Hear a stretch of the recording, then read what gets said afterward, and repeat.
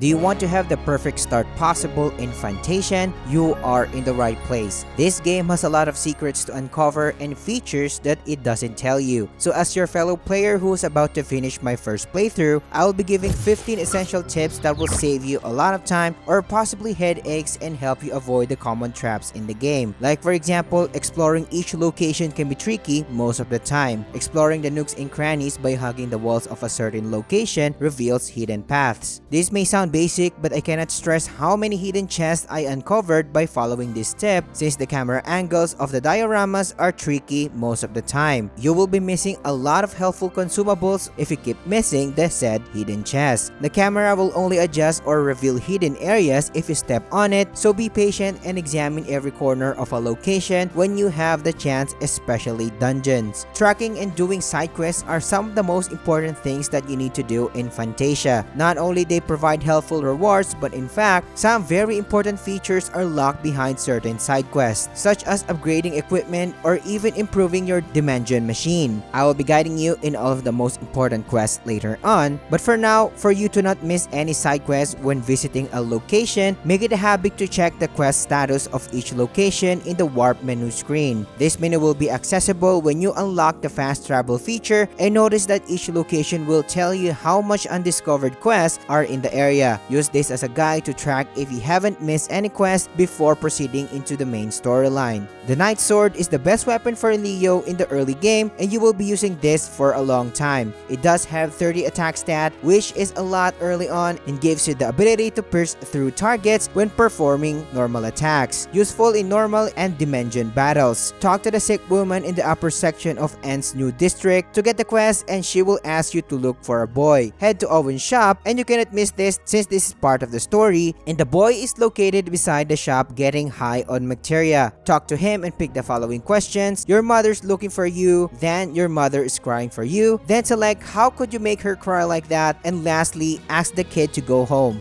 Return to the quest giver or the sick mother to clear the quest and get an early iron key. Head to the first area or the alley where you first arrived when you teleported to N and open up the chain treasure chest. Get the Knight Sword and be OP early. Tip number 4 is to avoid grinding early. I know a lot of you love to min-max or grind as early as possible, but I suggest holding off till Act 2. This game is divided into major parts, which are Act 1 and 2. As much as it is tempting for you to grind early, it is advisable to just continue through the story and complete Act 1 first, and then you can start grinding in optimal places in Act 2. Act 2 somehow where the game opens greatly and a lot of locations will be accessible to you. Grinding in this game is not required, and I have completed Act 1 without problems if you properly learn the combat mechanics. Act 2 is somewhere 20 to 25 hours in the game, and also one of the reasons why you don't want to grind early is your characters pretty much lack good skills, or you will have more characters that have different capabilities at late game to clear waves of enemies in dimension battles. Additionally, you will have access to a better dimension device that can hold 40 to 50 enemies with better gimmick stones later on, so your runs will be more optimized if you farm at late game compared if you will put in the time at early game. I will be guiding you on how to upgrade your dimension device at least to the second tier later on. Tip number 5 is learning how to deal with Funies effectively. Progressing in the game will let players encounter Funies which randomly spawns and resembles the magic pots in the Final Fantasy universe. In Fantasian, Funies work the same in the sense that they will ask you for items for you to win their challenge. Winning a Funies challenge will usually give you rare gems which serves your accessories in Fantasian, so I highly suggest dealing with Funies when they appear in the field. Like for example the Pearl M or Medium that I have here. But what the game doesn't tell you is that Funie challenges has its tiers. After you've successfully given them what they want, Funies will ask you if you want to see more. Note that most of the time, your overall damage per second or per turn is the gate of these challenges, so when playing in the early game, when the Funie asks you if you want to continue for the first time, just stop and earn your gems. Because if you fail to reach the damage threshold it requires, it will simply wipe your party. As you grow stronger, test the waters if you can beat the second tier or third tier of the challenge to earn more stronger gems. Tip number 6 is understanding how the leveling system works in Fantasian. To put it simply, your characters will be gaining additional raw stats and unlocking new skills until level 30. Then past level 30,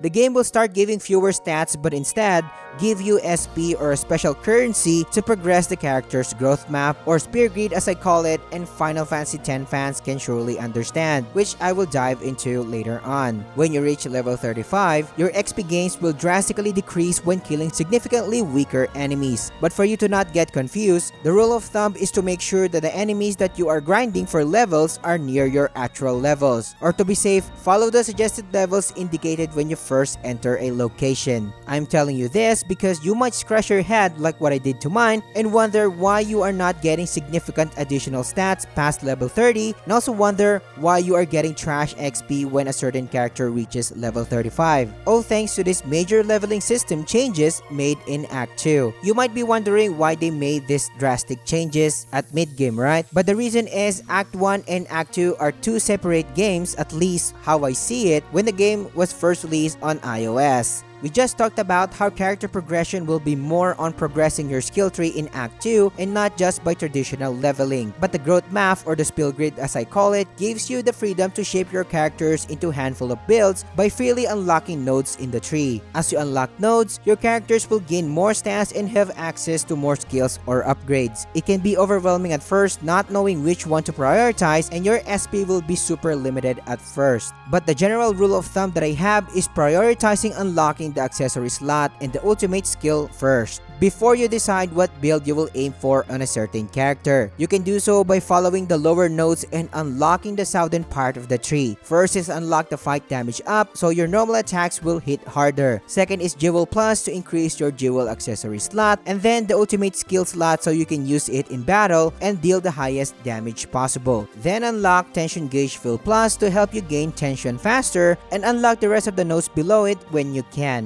It's just that when I recorded this video, it was still not yet unlocked. Prioritize this process in every character that you will progress, since you may proceed in the story without these being unlocked, which is basically handicapping yourself. Now that you already know what to prioritize in the skill tree, deciding a build is the second thing that you need to do. Let's set Leo as an example, and essentially, the left part of the skill tree will make Leo a dodger, right side be a tank. But instead of spreading your resources, prioritize the northern portion of the tree, which will make Leo a stronger damager. Unlock the counter node only in the eastern tree, and dump all of your remaining and future SP in the northern part of the skill tree, and you are good to go. If you want to try other builds that I mentioned, like for example the dodger and the tank, it's fine as well, it will be up to you. For your other characters, which I will not mention to avoid spoilers, take the time to study their growth map and focus on a build instead of spreading your limited SP points. If you are getting value out of this video, consider subscribing to the channel, liking the video, and engaging in the comments helps me a lot, and thank you for your support. A little bit of spoiler warning, I will be mentioning places in this guide for you to determine where to do certain activities. All of the things that I will be mentioning in this section are the absolute important ones only, and I tried my best to keep the spoilers to a minimum. Tip number 8 is upgrading your Dimension device. Completing this quest will allow your Dimension device to hold 40 monsters, so your farming runs later on will be much more efficient. Access this quest after S joins the party and reaches the outskirts section of the royal capital. Talk to S's brother, who's the quest giver, and he will ask you for a battery and a magic crystal, which is likely that you already have a lot by now. This kid will give you a deal ticket as well that you will use to progress this quest, and mention a very specific circuit board. In my case, he asked circuit board WX, and yours can be different. So remember yours and head to the royal capital and go to the location I'm showing on the screen right now. Talk to the kids and they will direct you to an alleyway where a man is waiting. Talk to him and give him the deal ticket and mention the circuit board you were asked to get. After getting the said board, head back to Ez's brother and give the board to complete the quest. Unlocking the Mecteorite feature is a must when you finally reach Act 2. This feature will require collecting Mecteorites scattered across the world, and later on can serve as a currency to exchange high-tier weapons and armor that can tremendously help you. Luckily, you can easily unlock it by revisiting Valerica's laboratory. This is very important as you can be progressing in the entirety of Act 2, and not knowingly you can activate this feature right away, instead of gathering Mecteorites across the world as you progress. After you gather a handful of Mecteorites, simply go back to Valerica's laboratory and interact with the machine.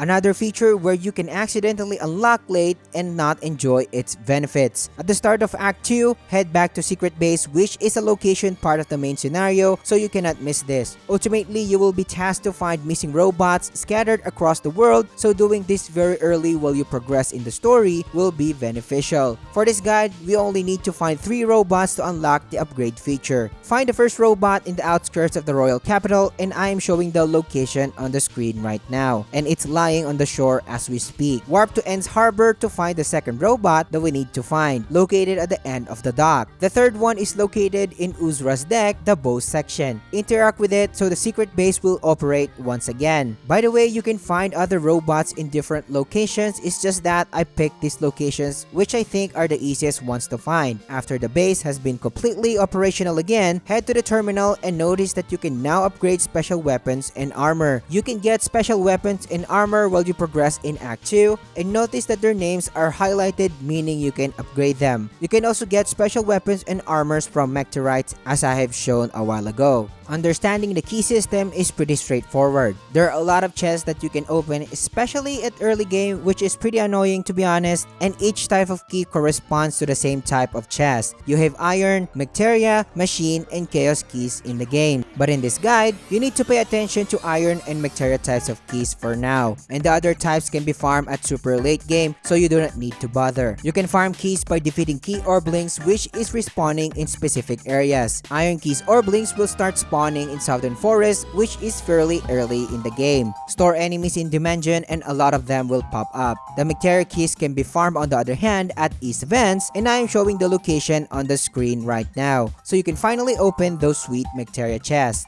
Since you already know how to farm the first type of keys, I suggest getting the following equipment early when you have the chance so you can have a significant advantage. When the game asks you to roam around and check for materia chest, head to Uzra's engine room entrance to open up the materia chest in this location. These chests contains valuable weapons early on, such as the Bloody Sword, which increases its attack every turn and is useful in long fights, and the Staff of Life, so Kina's normal attack will turn into free heals, and the bonus Ruby M, which increases the wearer's attack. Next is visit the housing complex in Royal Capital, and on the 3rd floor, enter the door near the entrance to find another materia chest inside. Open it and get the General Sword, which has a whopping 50 attack stat and has piercing effect just like the Knight Sword. This is a lot when you get it early, but you will be able to buy this sword later on. Another set of equipment that is useful to get is when you first reach Leo's house in the Royal Capital, head to the attic and open the regular chest to get the Decenite's Tanzanite, which adds health regen to the wearer, useful for characters that tanks attacks. Lastly, when you reach Act 2, return to Owen and talk to him to get Old Coral Gem, which increases the potency of healing skills. General tips are out of the way, moving on to my combat tips. Tip number 13 is pretty basic but very important component in winning battles in Fantasia, and it is learning what your characters can do. Knowing your characters is a must, learning their elemental specialty, skill trajectory types, roles, and more. You know the drill. By doing this, you will know how to form an effective team, especially when taking down hard bosses. Speaking of bosses, Act 2 bosses can be punishing at times, especially for those who are new to the genre or in this type of combat. Bosses will have gimmicks for you to figure out, which is the best part at least in my experience, such as summoning additional trash mobs that you need to destroy, or else these mobs will power up the boss, or destroy certain body parts to decrease a boss's strength or stop an incoming strong attack. One thing is for sure, you can steamroll bosses in this game, so take the time learning the said fights. Scanning enemies will not only let you know the possible weaknesses of your enemies, but also let you determine if there is an exclusive item that can be acquired by stealing only. When fighting in Dimension battles, your greatest advantage is the gimmick stones, which provides you with different types of buffs. Buffs such as attack boost, turn steal, and more. It is your priority to hit these stones while also damaging your enemies. You will have the strength to clear waves of enemies faster if you hit these stones, especially when you are dealing with 40 to 50 plus enemies. That's a lot of useful tips and are enough to get you the perfect start possible, but if this is your first time seeing this game and if you want to know if this game is for you, click this video and I will catch you on the next one.